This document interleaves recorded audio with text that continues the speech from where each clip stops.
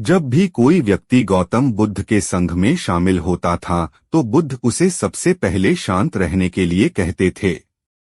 ध्यान की अवस्था में जान से पहले उसे भिक्षु को शांत रहना सिखाया जाता था। आज के मुश्किल दौर में तनाव पैदा होना तो लाजमी है। ऐसे में अगर आप हर रोज कुछ देर मौन रहने का अभ्यास करते हैं तो इससे आपके तनाव पैदा होने वाले हार्मोन के लेवल में कमी आती है। इससे आपका दिमाग बिल्कुल शांत होता है, गुस्सा नियंत्रित रहता है और तनाव बढ़ाने वाले हार्मोन्स का लेवल घटता है। आज के इस top 10 moral stories in Hindi में हम जानेंगे कि किन मौकों पर हमें शांत रहना है और किन मौकों पर हमें बोलना है और शांत रहने से हमारे अंदर क्या क्या बदलाव आ सकता है। दोस्तों, संध्या काल का समय था। गुरु अपने सभी शिष्यों को बुलते हैं। कल सुबह सब लोग नदी में स्नान करने के बाद तुरंत हमारी कुटिया के सामने उपस्थित हो जाना। सभी इसी से हैरान रह जाते हैं कि हम लोगों ने कुछ गलती की है क्या, लेकिन गुस्से से यह कहते हैं कि हो सकता है कि गुरुजी कल सुबह कुछ अच्छी बात बताने वाले हैं। सब लोग रात को सही समय पर सो जाते हैं और सुबह उठकर सभी लोग नदी में स्नान करने के बाद वापस गुरुजी के सामने उपस्थित हो जाते हैं। गुरु कहते हैं, आज हम तुम सबको चुप रहने के फायदे के बारे में बताऊंगा। गुरु कहते हैं, 10 मौके जहां पर चुप रहने से होता है लाभ और बोलने से नुकसान। गुरु कहते हैं, अगर आप इन 10 मौकों पर शांत हो गए यानी मौन हो गए तो आप जो चाहेंगे वही मिल जाएगा।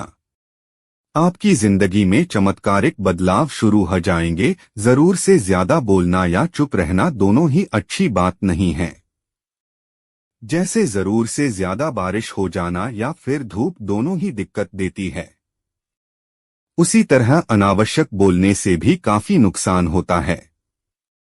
गुरु कहते हैं कि पहला ऐसा मौका जहां पर व्यक्ति को चुप रहना चाहिए, बिना तथ्य के ना बोले। गुरु ने कहा, अगर आपके पास कोई तथ्य नहीं है तो वहां चुप रहने में ही भलाई है।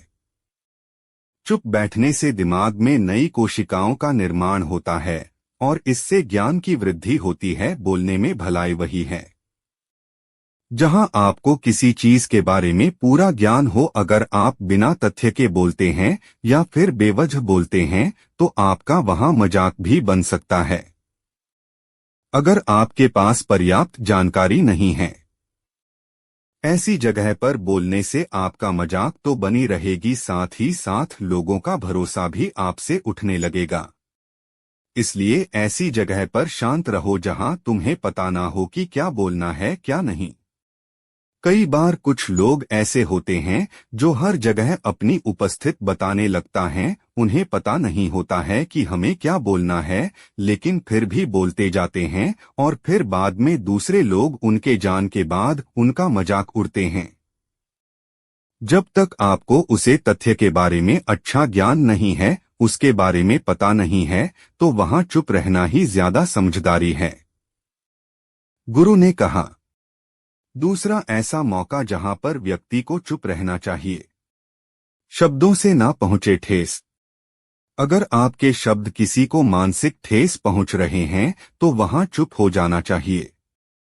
कमजोर व्यक्ति के बारे में कुछ भी बोलकर आप महान नहीं बन सकते हैं। महान आप किसी कमजोर व्यक्ति का साथ देने में बनेंगे। कई बार होता है कुछ लोग अपने से छोटे व्यक्ति को भला बड़ा कहते रहते हैं। सामने वाला इंसान तो कद से आपसे छोटा है, वह आपको कुछ नहीं बोलेगा, लेकिन आप उसकी नजरों में गिरते चले जाएंगे। हो सकता है कि कल वह भी आपसे पद में बड़ा हो जाए। पद में आपसे जब वह बड़ा हो जाएगा तो आज जो रवैया आपका उसके साथ है, आने वाले समय में वह भी आपके साथ वही करेगा। आप किसी को नीचा दिखाकर बड़ा नहीं बन सकते हैं। बड़ा बनना है तो अपने से छोटे लोगों का इज्जत भी करना सीखें और साथ ही साथ बड़े लोगों का भी सम्मान करना चाहिए। लोगों को लगता है कि अगर वह अकड़कर बोलेंगे और सामने वाले को नीचा गिराने की कोशिश करेंगे तो वह बड़े बन जाएंगे, तो यह उन सब की भूल है। बड़े होने की बजाय आप उनकी नजरों में गिरते चले जाएंगे। गुरु ने आगे कहा, इसलिए शिष्यों तुम सब जब भी बोलना आदर भाव से बोलना ताकि तुम्हारी बात लोगों को अच्छी लगे। बोलने में भाई, बहन, माता, पिता, मित्र इत्यादि शब्दों का इस्तेमाल जरूर करना।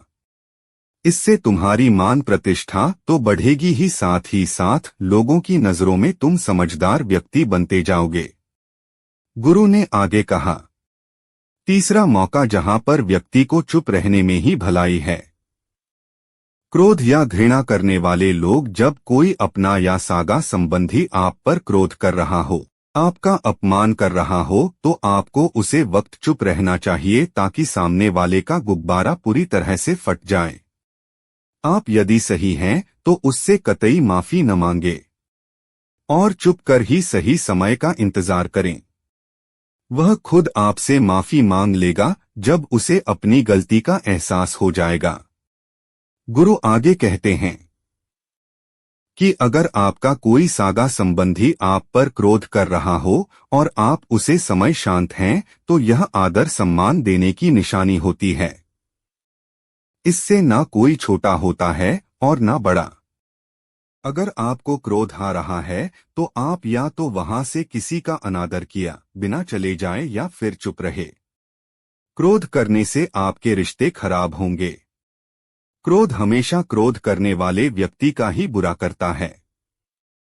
गुरु आगे कहते हैं कि एक बार की बात है, एक सांप जंगल से भागते हुए किसी राजा के घर में पहुंच गया। लोगों ने छेड़खानी की तो वह बहुत ही गुस्सा हो गया, जिससे घर में जो तलवार पड़ी हुई थी उसी को लपेट कर कसने लगा और धीरे धीरे उसका पूरा शरीर कट गया। ठीक उसी प्रकार हमारा गुस्सा भी तलवार की भांति काटता रहता है। गुस्सा ध्यान से खत्म होता है। प्रतिदिन अगर आप ध्यान की मुद्रा में बैठे हैं तो आपका गुस्सा आपके नियंत्रण में रहेगा। गुरु आगे कहते हैं कि यह तरीका है कि आप प्रतिदिन ध्यान का अभ्यास करें। इससे आपके शरीर में जो हार्मोन गुस्से को बढ़ावा देते हैं वह सब तुम्हारे नियंत्रण में रहेंगे, जिससे शरीर गुस्से पर आसानी से काबू पा लेगा। लेकिन एक तरीका यह भी है कि जब भी आपको गुस्सा आए तो आप यह समझने का प्रयास करो कि क्या मेरा गुस्सा जायज है या नहीं। हमें वहां पर बोलना चाहिए कि नहीं। जब आप खुद इस बात का आकलन तो आपको खुद पता चल जाएगा कि हमें गुस्सा करना चाहिए या नहीं। फिर भी आपको गुस्सा आ रहा है तो आप वहां से हटने का प्रयास करें, वहां से दूर चले जाएं। धीरे धीरे समय के साथ आपका दिमाग शांत हो जाएगा।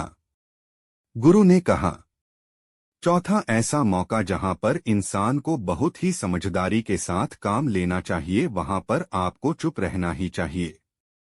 जहां पर उसे मुद्दे से आपका कोई संबंध न हो। अगर आपका किसी मुद्दे से कोई संबंध न हो तो वहां आपका चुप रहना बनता है।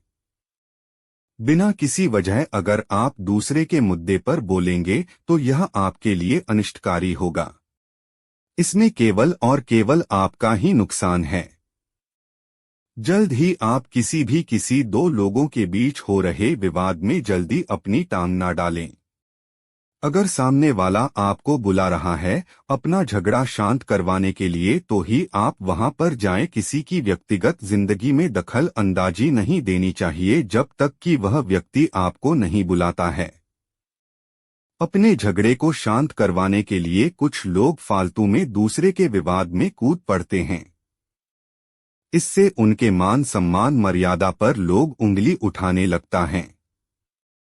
गुरु कहते हैं कि 10 मौकों में 5वां ऐसा मौका जहां पर व्यक्ति को बहुत ही समझदारी के साथ चुप रहना चाहिए। आपके शब्दों से किसी मित्र को हानि ना पहुंचे। अगर आपके शब्द सामने वाले के परिवार या मित्रों की प्रतिष्ठा के बारे में बुरी झलक दिखा रहे हैं तो आपको चुप रहना चाहिए। किसी के परिवार या फिर मित्र के बारे में बड़ा बोलने से केवल आप ही बुरे बनेंगे। जो चीज आसानी से खत्म की जा सकती है उसे अपने शब्दों से बड़ा ना करें। बिना चिल्लाए बात करने का प्रयास करते रहना चाहिए। अगर आप बिना चिल्लाए कोई बात नहीं कह सकते तो आपका चुप रहने में ही भलाई है। किसी पर चिल्लाने से आपके व्यवहार के बारे में पता चलता है।